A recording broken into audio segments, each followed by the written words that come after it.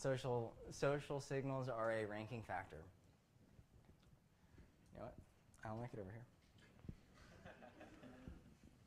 Coming back.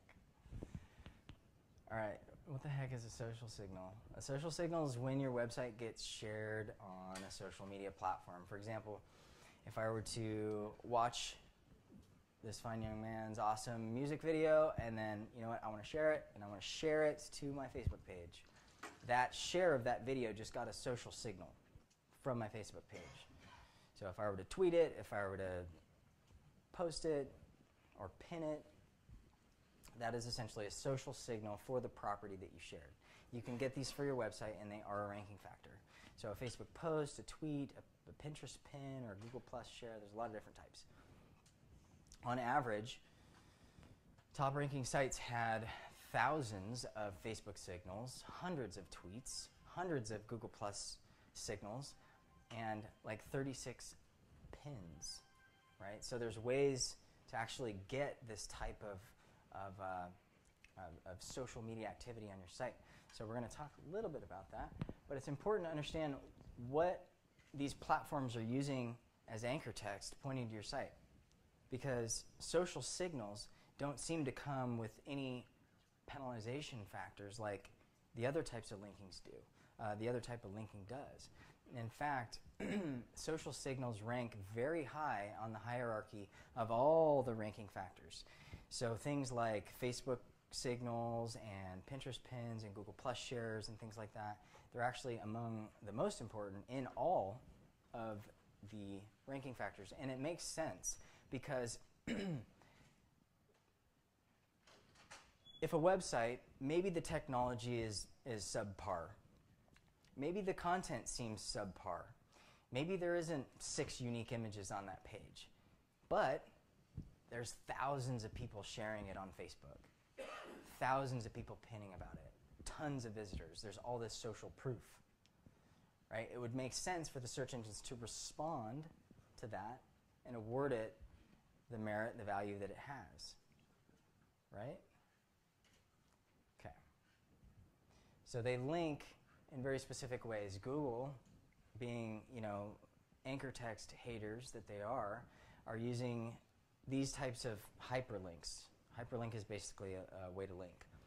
Image, URL, and a page title.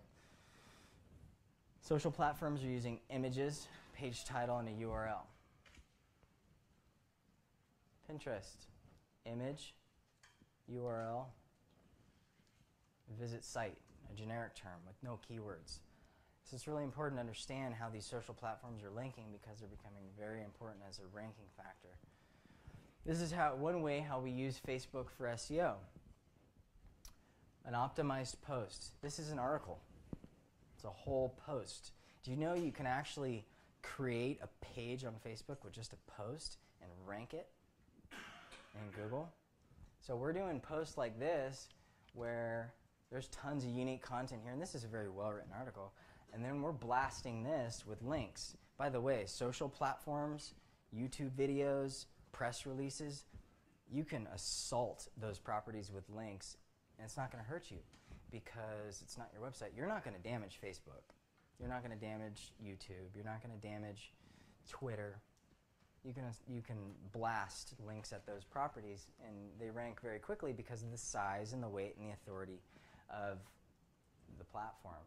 So one thing you can do is create a long optimized post with a unique description and or an image. You can get likes to that particular post or comments or shares of that post, and all those signals. If you were to post a URL, for example, let's say I had a website and I shared my website to this page and then I pasted in this article, every social signal that this post gets allocated to my site. I'm going to show you a good example of that all of you participated in.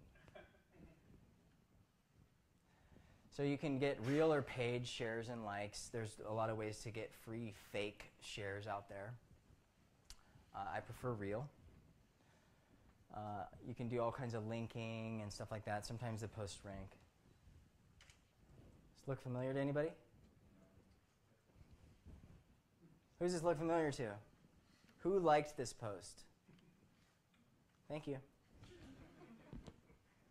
You just helped our SEO. Did you find that other picture was better? Did you? This was the winner. That was the winner? Yeah, I was testing I 3. liked your other one, Carl. Me too. Always ask the market. You never know, right? User testing. You never know what people are doing. So, yeah, I was running various types of creative. You can see here 416 people, those are real people, liked that post. And this is a page, oops. This is a page on our site. So all those signals, all the shares, there's tons of comments down here. Some people are lame, by the way. None of you. But a lot of people are like, yeah, right, you're going to just sell stuff. I'm just like, all right, whatever, don't come. But anyways, so yeah, all the signals for this post went here.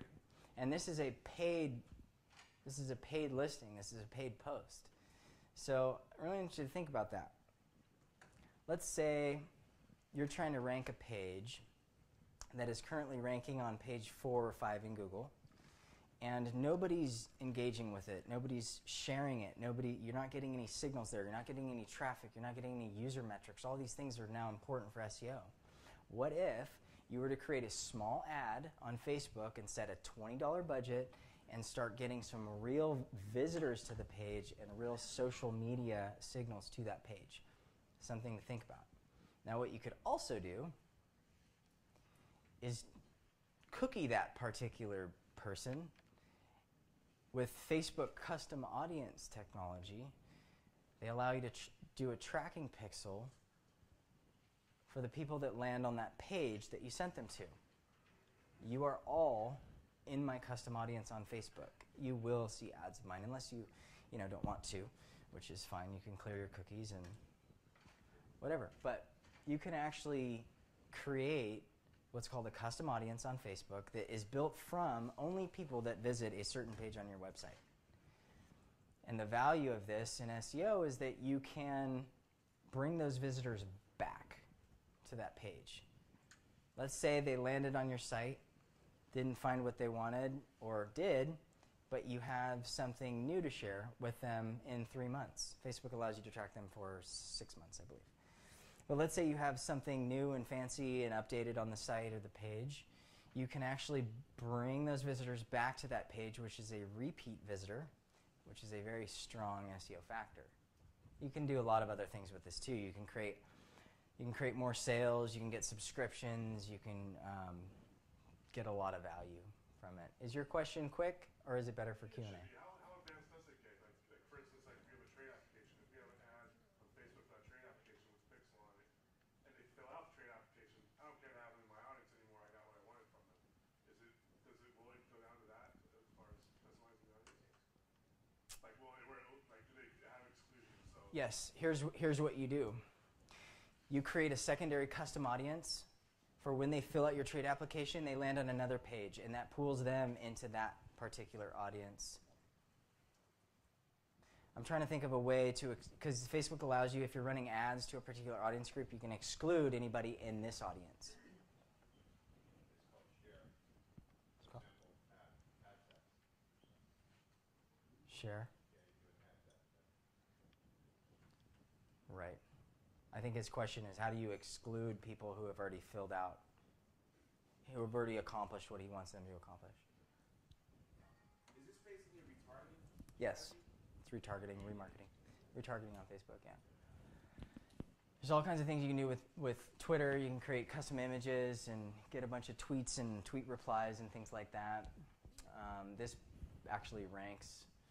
And Pinterest, you can do all kinds of crazy Pinterest wheels and things like that. You could create one of those big long posts. You could have 4 images. You could pin those all to Pinterest, and then you could create a storm of repins on those pins, which then carry a link back to your site. So you could essentially get this colossal storm of Pinterest pins and repins and things like that pointing to your site.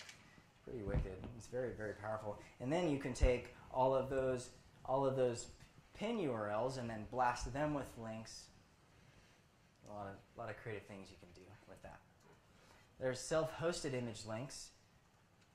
Linking with images is a very powerful way to get great backlinks. You basically create that post. You then get other bloggers to link to you with an image that they embed on their site from your site. So they take your image, embed it in their post, hyperlink that image, and link back to your page. Those are really good links. Are those paid links? Those paid Depends. images? It depends on your capabilities in link building.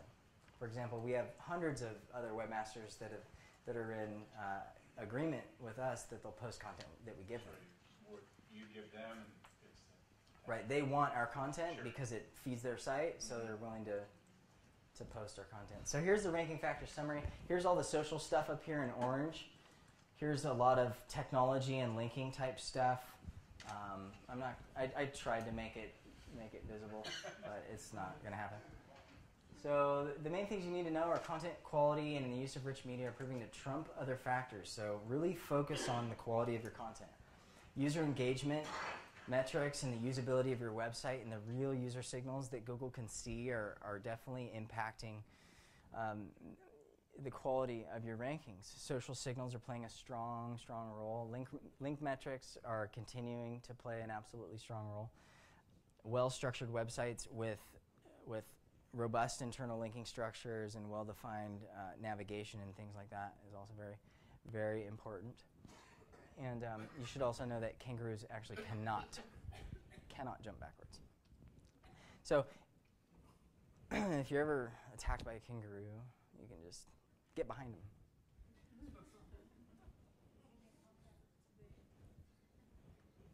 There's a really funny video on the internet of a guy catching a kangaroo with his bare hands. God bless the internet.